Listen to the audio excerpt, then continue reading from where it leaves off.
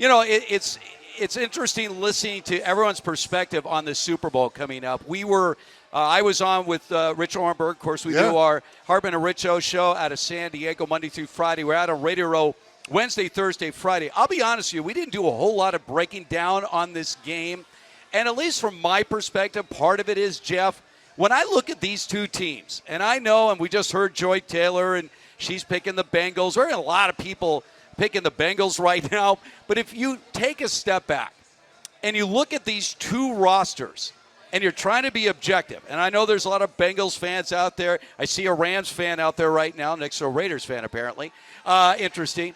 But on paper at least, the Rams have so many advantages against the Bengals. First off, it seems like some of the Rams' strengths play to not only the Bengals' strengths, but also the Bengals' weaknesses. We're going to talk plenty about this game, but I mean, my first thought is, unless the Rams absolutely melt down, I don't see how they lose this game.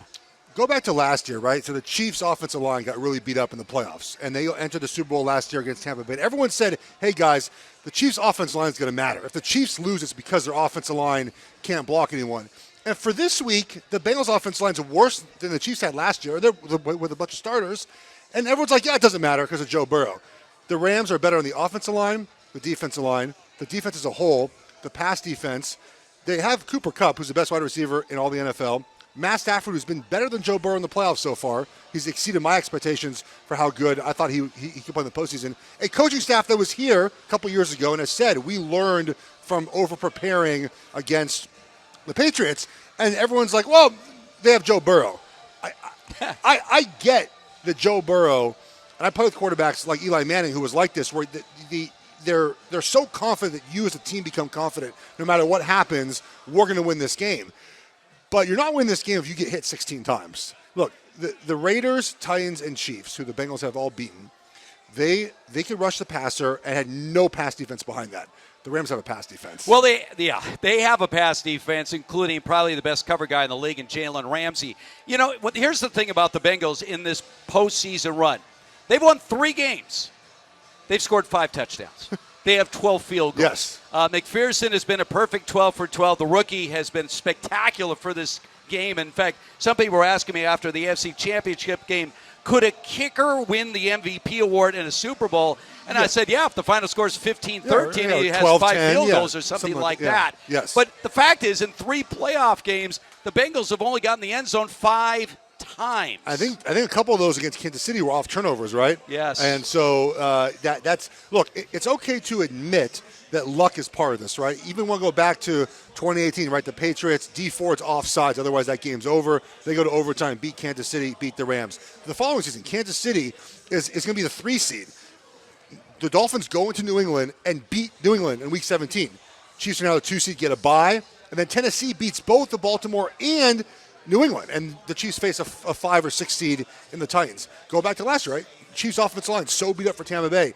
Brady throws 3 interceptions, NFC Championship game, and wins. That almost never happens, right? And look at the Bengals this year. Their ability to forced 3 turnovers, 1 each game, under a minute left or in overtime. Tom Brady's played 47 playoff games. It's happened twice in his career. So 3 straight weeks of interceptions, right? 3 straight weeks of not scoring touchdowns. A poor red zone success. Joe Burrow's been hit he's been pressured, as I say, over 40 times in 3 games. All right, so here's the thing about Joe Burrow, because I know Bengal fans are saying, you're not giving our guy enough credit. I'll give you a lot of credit right now with Joe Burrow. He led the entire NFL in 3 categories, and none of them seemed connected. He led the league in yards per attempt, meaning he's throwing the ball down the field. Yes. Rarely does a guy lead the league in yards per attempt and completion percentage. The other category led the league in was being sacked. That's also another category. We don't see a guy leading the league and being sacked and leading the league in completion percentage. So on the surface, I look at that and what I say is, he's amazingly resilient. There's nothing that's going to somehow diminish his confidence in his ability to get the job done. Now, he only plays one side of the football, and there are other X factors. But I will recognize, based on those 3 numbers, and again, just the eyeball test, that yes, there is something very special about Joe Burrow.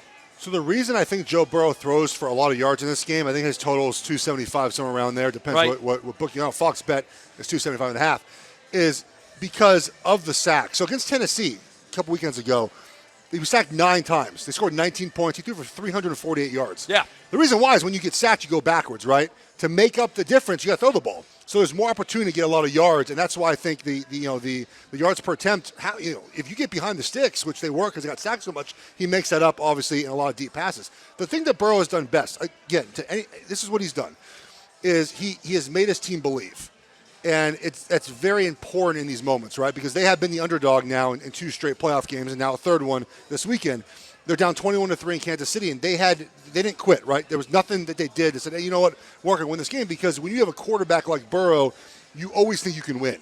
And that's so important. Better than his stats and better than his calm play and his pocket is the belief that we're all going to play faster, we're all going to play without fear, because he can win the game for us at any point. If you're on defense, right, and you have a quarterback that's not very good, you might not take those chances. You might play a little more conservative. But if you're the Bengals defense, man, if we give up a touchdown, guess what?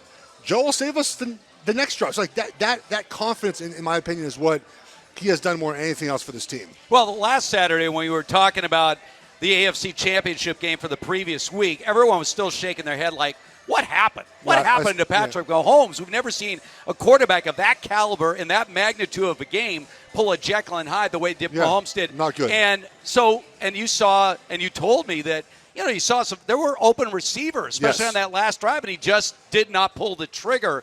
But how much credit should the Bengals defense get? How much credit should the Bengals coaches get for making certain adjustments? Because as we went to halftime in that game, there was no indication that there was going to be some miracle comeback by the Bengals. But obviously they did things to get Mahomes off his game. So where did that come from? I mean, where do you step back and say, look, I got to give the Bengals some credit there? Well, they obviously get credit for changing what wasn't working, right? Because in the first half, the Chiefs had every yard possible but one. So they had 300 yards, more than 300 yards at halftime. I think it was actually 298, something like that. And they switched to a defense where they dropped Aiden in coverage. They started doubling Tyreek Hill and Travis Kelce, and other guys beat them. And again, there were still guys open, and Pat just didn't play well. I think Pat loses confidence sometimes when his guys don't do what they're supposed to do. And I think at times he needs to tell them, hey, do your job. Like, I'm doing my job, you do your job. I think sometimes he tries to do too much because of that. He doesn't trust certain guys. And you mentioned on the 2 plays before the end of regulation, when they kicked the field goal, Hartman was open. And I wonder if he thought to himself, it's a tight window throw. If he drops this ball, the clock stops. That allows the Bengals to move down the field, possibly tie the game. I'm not going to throw it to Hartman. He's dropped the ball too many times this season. And I wonder if that plays into what Pat was thinking. But there were plays to be made. And the thing the Chiefs did not do again, which I don't think Sean McVay is going to have this problem, is they just didn't run the ball in the second half. They averaged 6 yards a carry in the second half. I think it was actually almost 7 yards a carry. And McVay's not going to do that. I actually think both teams try to run the football in this game. And that's the huge difference, is Reed kind of goes back to passing the ball when things aren't well. I think McVay will start to run the ball if things don't go well for the Rams in this game. But really, this game comes down to if the Bengals defense can force Stafford into making mistakes, and he's prone to make mistakes, then this game can be close. If they don't do that, it's going to be a long game for the Bengals. Well, I agree with you. To me, this entire game is on Matthew Stafford. Yes. If Matthew Stafford plays like he has throughout these playoffs, and he got away with a couple, let's face it. We got away with one specific, the one very big one against the 49ers that could have changed the whole dynamic of the Super Bowl. It could have been the third time in their history the Bengals had faced the 49ers in a Super Bowl, but he got away with one. But if he plays a relatively clean game and doesn't make any of the ghastly mistakes we have seen him make on occasion, the Rams are going to be hard to beat.